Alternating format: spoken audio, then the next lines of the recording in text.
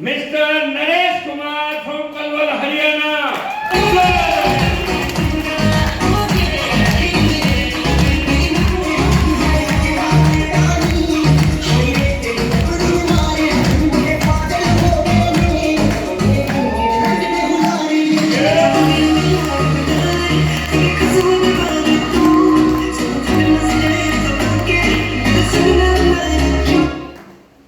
Sir 5 minute का समय लेंगे, बताएंगे अपने बारे में।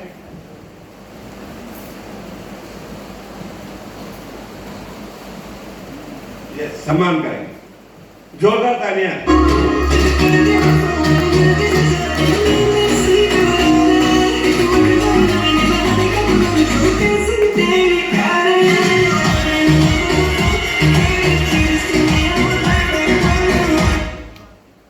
सर शॉर्ट में अपने बारे में बताएंगे और आश्रम के बारे में बताएंगे। एक बार जोरदार ताली में माइक दे।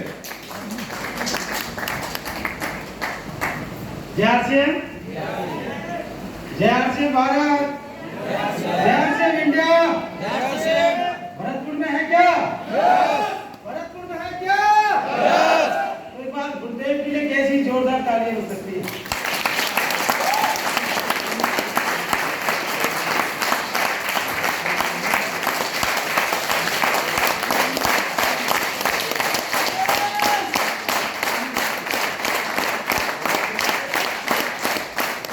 अपने लिए कैसे बजा सकते हैं? अपने लिए बजा सकते हैं, अपने लिए।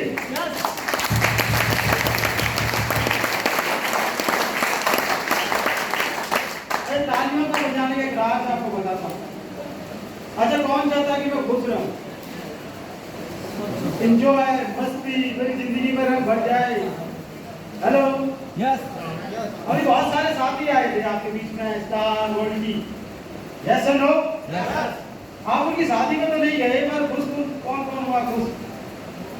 बहुत वो जलन नहीं हो रही होगी यार, मैं नहीं बन पाया और मैं ताली नहीं बजाना चाहता। बोलते हैं जब तक आप किसी का आदर, किसी का सम्मान नहीं करते, आपका भी सम्मान नहीं होता। यस और नो? यस। अगर आप एंजॉय कर रहे थे, मैं बैठे बैठे हंस रहा था, महसूस कर रहा था कि जो भी साथी ने एंजॉय किया होगा, तालियां बजाई होंगी, मस्ती ली होगी, वो बड़ा अचीवर ऑटोमेटिक बना होगा।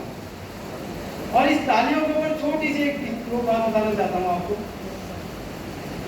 एक बार की बात है, एक प्रोग्राम में कुछ साथी आए, कुछ साथियों को लेके, और वो बहुत अचीवर था, वर्ल्ड अचीवर के मुकाम पे था। और जब प्रोग्राम खत्म हो गया था तो कुछ वो बाहर चले गए, और जब उसने कहा कि कैसा लगा प्रोग्राम, जो नए साथी को लेकर आया, तो बहुत अच्छा लगा। उसने बोला कि अच्छा लगा, ठीक है, बहुत अच्छा, कब फॉर्म भरेगा, कब ज्वाइन करेगा? तो तेरे साथ नहीं करूंगा। हेलो, तेरे साथ नहीं करूंगा। अब तो स्पीकर था जो बाहर निकल के आया, और उसने बाकी उनकी रामकिशन जी गए और उन्होंने पूछा कि क्या बात है?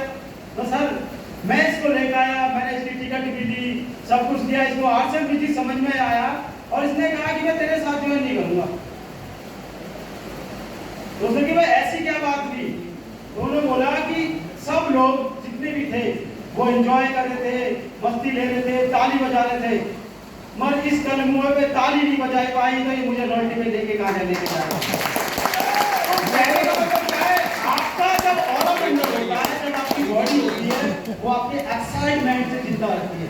आपको नॉलेज नहीं है, आपको जानकारी नहीं, कुछ नहीं है, सामने वाला एक्साइटमेंट से प्रभावित होता है। और मैं बहुत लकी, मैं बहुत अपने आप को भाग्यशाली समझता हूँ, खुश नसीब समझता हूँ, अपने आप को इतना अच्छा लीडर मानने के नहीं, अच्छा ही डिस्ट्रीब्यूटर के योग्य मानता हूँ कि मुझे ऐसे कोच, ऐसे मेंटर मिले। श्री रामकिशन गुरु जी, एक बार जोरदार गुरुदेव के लिए।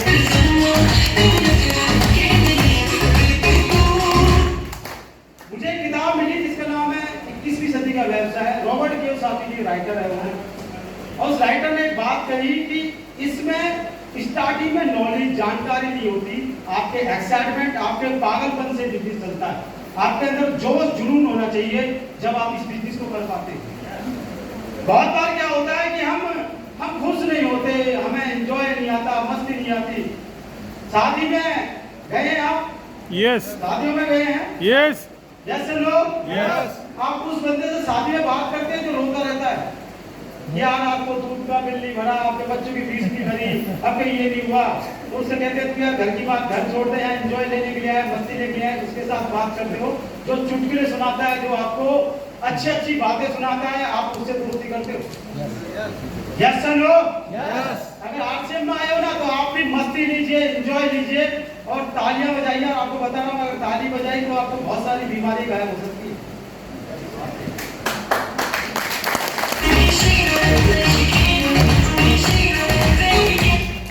आप चुपचाप रहिए, कुछ नहीं होने वाला। अगर ताली बजाओ तो बॉडी के अंदर एनर्जी आएगी नहीं।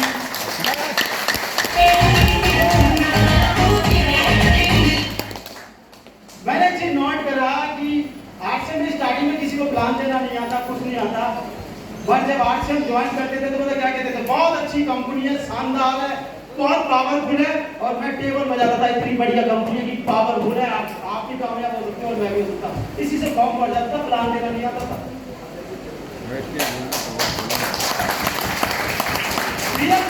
आपको विश्वास हो या मत हो, मैं एक सीडी के माध्यम से ज्वाइन हूँ, मैंने किसी का मार्केटिंग प्लान नहीं सुना, किसी का भी मार्केटिंग प्लान नहीं सुना। एक सीडी सुनने के बाद मैंने सीडी सुन दिया। मैं अपना इंट्रोडक्शन दूं तो मेरा नाम हरेश कुमार सिंह और पलवल हरियाणा।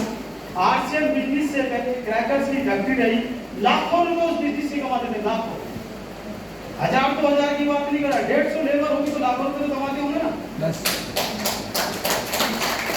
150 लेबर को मैनेजमेंट करता था और उस बिजनेस को बहुत अच्छा, लाइफ को अच्छी जीना था।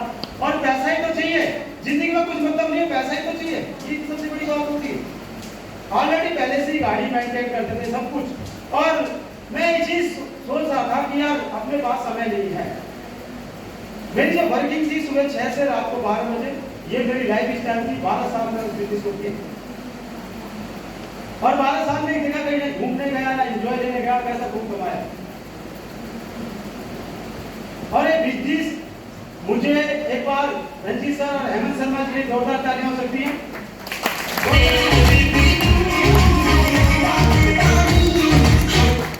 ये उन्होंने मुझे एक सीडी दी और 3 सवाल मुझसे पूछे, क्या ये जो बिजनेस कर रहे हो, जिस बिजनेस को आप कर रहे हो, क्या आपकी वाइफ कर सकती है? तो मैंने कहा कि मेरी वाइफ ना मद्रास जा सकती, ना करनाल जा सकती, उसे नहीं पता इसका कच्चा मेटेरियल कहां से आ सकता है। दूसरा उन्होंने सवाल पूछा, बाई चांस कुछ हो गया तो फैक्ट्री को चला सकता है? बाई चांस का मतलब बीमारी पड़ गई तो फैक्ट्री का काम बंद रहेगा। और तीसरा सवाल पूछा, अगर बाई चांस दुनिया को छोड़ के चलेगा तो चल पाएगा क्या? मैंने कि नहीं चल पाएगा। उन्होंने कहा सीडी को सुन लेना, जिंदगी बदल जाएगी।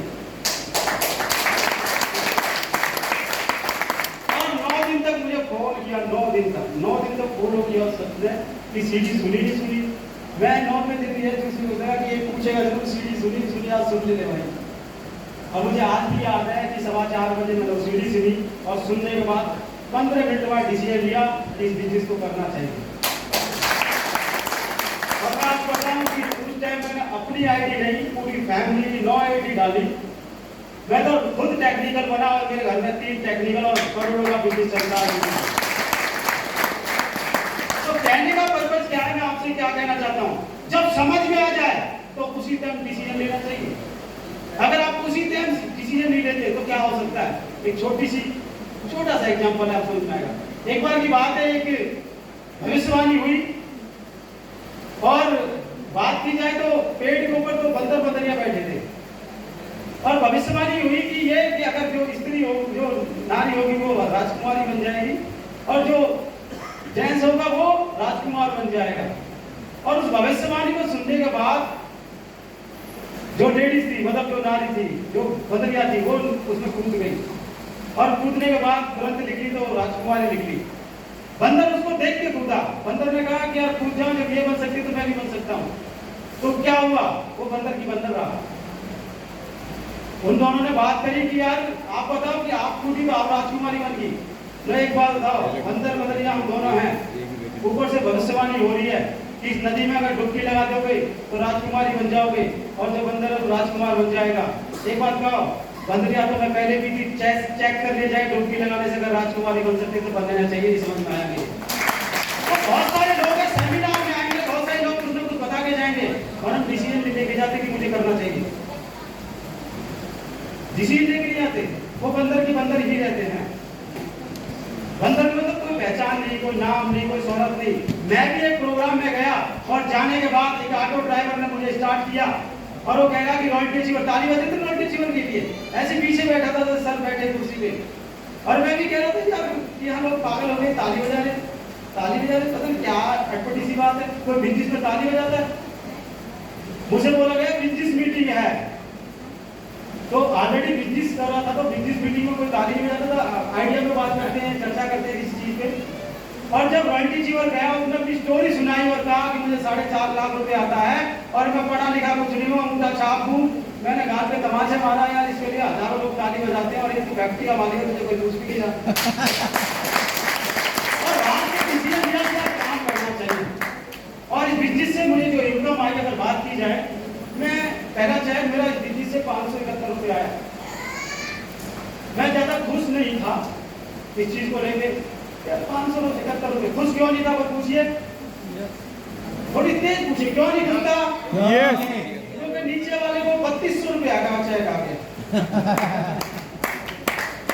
नीचे वाले को 3200 रुपये आया, मुझे यार 571 रुपया क्या गड़बड़ हो गई, तो बहुत बड़ी गड़बड़ हुई। काम इतना किया, बहुत मेहनत करी, पर चेक अपने को उस टाइम सिलेबस सिस्टम होता है, आपको बताइए सभी को, यस नो?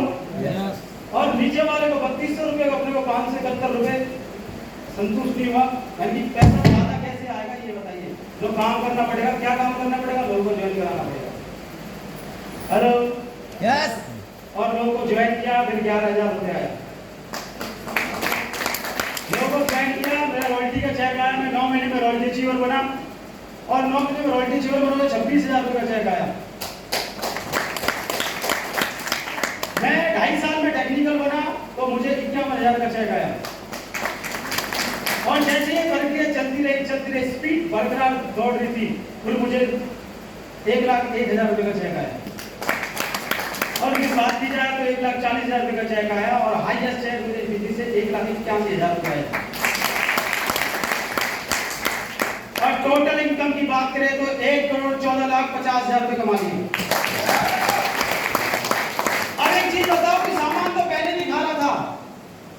हेलो, यस, अभी एक शादी में हंस रहा था, वो कह रहा कि मार्केट से पैसा जाता है, आरसे में सामान यूज करते तो पैसा आता है। Hello, yes, yes hello. Yes, अब एक चीज सवाल पूछना चाहता हूं, सब कुछ बताते हैं फिर भी समझ में क्यों नहीं आता है? क्यों नहीं आता? विश्वास, पूछिए पूछिए। क्यों नहीं आता? अच्छा, पैसे सभी प्यार करते हैं? यस, झूठ बोल रहे हो आप, मेरे को डायलॉग मार रहा है, मैं सच बोल रहा हूँ यार। हम जब मिलिट्री ट्रेनिंग करते हैं और जब लोग नए लोग मिलते हैं तो उसको 10, 20, 40, 50, 70,000 रुपये तक यकीन होता है कि कितना आ सकता है। और जब आपने बात कर ली कि लाखों रुपए आ सकता है, 5 लाख भी आ सकता है, 10 लाख भी आ सकता है, करोड़ रुपए भी आ सकता है, तो सामने वाला डायलॉग मारता है, तू कमा ले, तुझसे उधार में ले लूंगा, ब्याज में ले लूंगा। कहाँ करते हैं पैसे से क्या? आपको कोई आइडिया तो बता रहा है जिससे लाखों रुपए कमा सकते हैं कि मार्केट में तो है ही नहीं कोई जो लाखों रुपए कमाने का आइडिया बता दे। आपके आइडिया को चुरा लीजिए या आपको नीचे खींच लीजिए। यहाँ एक शख्स है जो आपको एक बात कहता है कि आप भी अमीर बन सकते हो और आपकी फैमिली। मैं इसलिए बोलता हूँ कि एक बार गुरुदेव के लिए कैसी ताली हो सकती है। और लास्ट में लाइन बोलना चाहता हूँ, जीतना चाहते हैं?